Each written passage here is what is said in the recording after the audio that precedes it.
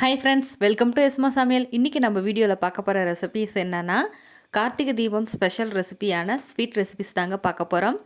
அப்பம், பொரி உருண்டை, கடலை உருண்டை எப்படி செய்யலான்னு பார்க்கலாம். அதை பார்க்குறதுக்கு முன்னாடி நீங்கள் இது வரைக்கும் நம்மளோட சேனலை சப்ஸ்கிரைப் பண்ணலைன்னா ப்ளீஸ் சப்ஸ்கிரைப் பண்ணிவிட்டு அப்படியே பக்கத்தில் இருக்க பெல் ஐக்கானையும் கிளிக் பண்ணி ஆளுங்கிற ஆப்ஷனையும் தட்டி விடுங்க. அப்போ தான் நாங்கள் போடக்கூடிய எல்லா வீடியோஸும் உடனுக்குடனே நோட்டிஃபிகேஷனாக வரும். இன்றைக்கி நடக்கல்ல ஒரு 1/4 கிலோ அளவுக்கு எடுத்து தோல் உரித்து எடுத்து வச்சுருக்கேன். இதுக்கு 150லேருந்து 175 கிராம் வரைக்கும் வெல்லத்தை பொடிச்சு எடுத்துக்கலாம். இப்போது மிக்ஸி ஜாரில் தோல் நீக்கிய நடக்கல்லையே சேர்த்தாச்சுங்க. இதை நல்லா கொரன்னு அரைச்சிட்டு எடுத்துகிட்டு வந்துடலாம். இந்த அளவுக்கு அரைப்பட்டதுக்கு அப்புறமா நம்ம பொடிச்சு வச்ச வெல்லத்தையும் இது கூடவே சேர்த்துட்டு கொஞ்சம் கொஞ்சமாக சுற்றி விட்டு எடுத்துக்கலாம். இப்போது நம்ம அரைச்சி வச்ச நடக்கல்லையையும் வெல்லத்தையும் நல்லா இது மாதிரி கை வச்சு ஒரு தடவை மிக்ஸ் பண்ணி விட்டுக்கோங்க. அதுக்கப்புறமா நம்ம கடலை உருண்டையை உருட்டி எடுத்துக்கலாம். இது போல் மற்ற உருண்டைகளையும் உருட்டிட்டு நம்ம எடுத்து வச்சுக்கலாம். இப்போது நம்மளோட கடலை உருண்டை சூப்பராக ரெடி ஆகிடுச்சுங்க. அடுத்ததான் நம்ம பார்க்க போகிறது பொரி உருண்டை. இதுக்காக 4.5 கப் அளவுக்கு பொரி எடுத்துருக்கோம். பொரி எடுக்கும்போது மொறுமொறுப்பாக இருக்கிறதா பார்த்து எடுத்துக்கோங்க.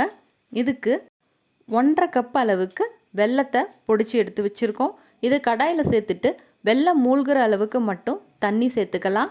வெல்லம் நல்லா கரையிற வரைக்கும் நம்ம அடுப்பை மீடியம் ஃப்ளேம்லேயே வச்சுட்டு வெல்லம் கரையிற வரைக்கும் வெயிட் பண்ணலாம். இதுக்கப்புறமா வெல்லம் நல்லா கரைஞ்சதுக்கப்புறம் நம்ம ஒரு வடிகட்டியில் வெல்லத்தை வடிகட்டி எடுத்துக்கலாம். அப்போ அடியில் இருக்க கசண்டெல்லாம் நீங்கிடும்.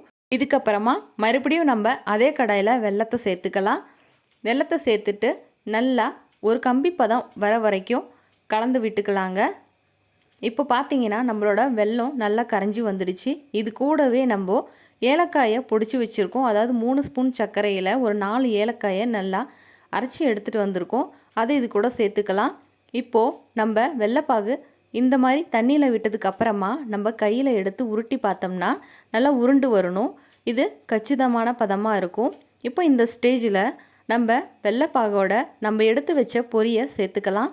இதை சேர்த்துனதுக்கு அப்புறமா அடுப்பை ஃபுல்லாக ஃப்ளேமை குறைச்சிட்டு ஒரு 2 சுற்று சுற்றி விடுங்க. அதாவது கரண்டியில் ஒரு 2 நிமிஷம் மட்டும் கிளறி விடுங்க. வெள்ளைப்பாகு ரொம்ப கெட்டியாகிடுச்சுன்னா நமக்கு உருண்டை பிடிக்க வராது. அப்படியே பொரி ட்ரையாக ஆகி ஆரம்பிச்சிரும். ஓரளவுக்கு இணக்கமாக இருக்கும்போதே சூடு பொறுக்க கையில் உருண்டை பிடிச்சி எடுத்து வச்சுக்கோங்க. கை சுடுற மாதிரி இருந்தால் கொஞ்சம் அரிசி மாவு கையில் அப்ளை பண்ணிவிட்டு உருண்டை பிடிச்சிருங்க. பாருங்கள், இந்த மாதிரி 2 கையிலையும் நாம்பி எடுத்து பிடிச்சி வச்சுக்கலாம். எல்லா பொரி உருண்டையும் ரெடி பண்ணதுக்கு அப்புறமா இப்போ பாத்திரத்தில் 1/2 டம்ளர் அளவுக்கு கோதுமை மாவு சேர்த்துக்கலாங்க.